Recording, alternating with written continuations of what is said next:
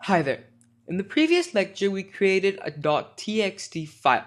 In it, we put some information.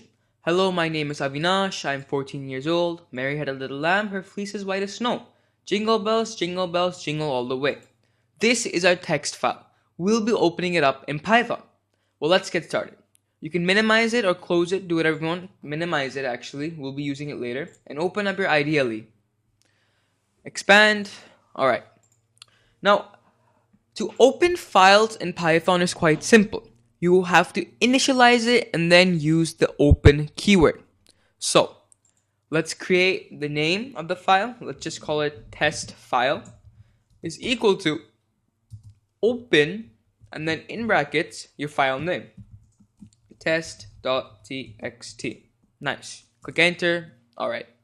Now this basically means that we have opened the test.txt file and whatever is in it has been stored in test file. So it is basically a variable, you could say. Now what we have to do is read off the file. To do that, we'll be using the read function. We'll be saying test file dot read and then brackets. Hit enter. Hello, my name is Avinash /n. I am 14 years old /n/n. Mary had a little lamb /n dot. Now you might be wondering, what do these /n's mean? Why didn't we get spaces?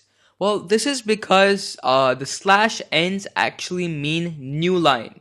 So let me quickly show you. If we said print hello /n, my name is /n Avinash. If we tried printing this, what happens? All these three came on different lines. Hello /n, hello, and then new line, so it goes to the next line.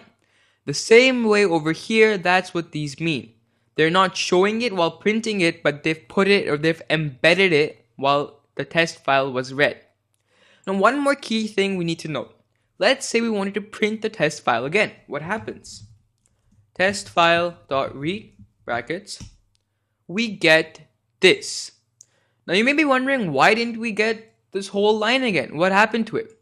Well, what happens is when the test file is being read, the pointer starts from here. It'll start at the hello, and when it's read, it'll go all the way to here. Now, the pointer is here.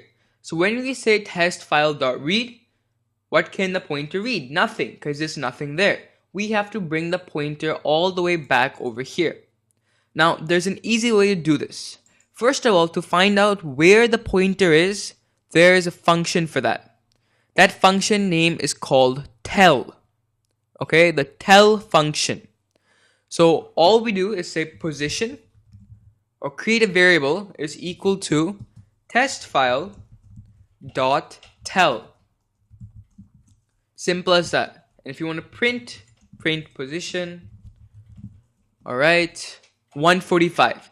This means that our cursor in the file is at the position 145. We want to bring it back to 0. So the function used here is the seek function.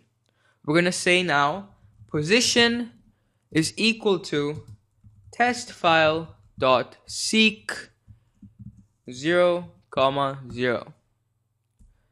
And then click enter. Now we can redo our whole test file.read. So if you say test file.read, there we go. So let me explain what happened here. The seek function changes the current file position. The offset argument indicates the number of bytes to be moved, and the from argument specifies the reference point from where the bytes are to be moved. So as you can see in the seek function, there are two of the parameters we passed. The first parameter is just indicating the number of bytes to be moved. We're not moving anything, we're just moving the cursor. And the second parameter tells us it specifies the reference point from where the bytes are to be moved. So we're moving them to the beginning of the file. The test file.tell function told us where our pointer is right now. It was at position 145 and we need it back at 0. So if I wanted to read the test file again, I'd use the exact same command. Position is equal to test file.seek 0, 0. Nice. So this was the basics of opening and reading off a file. To end a file, if you're done using the file, we have to use one last command.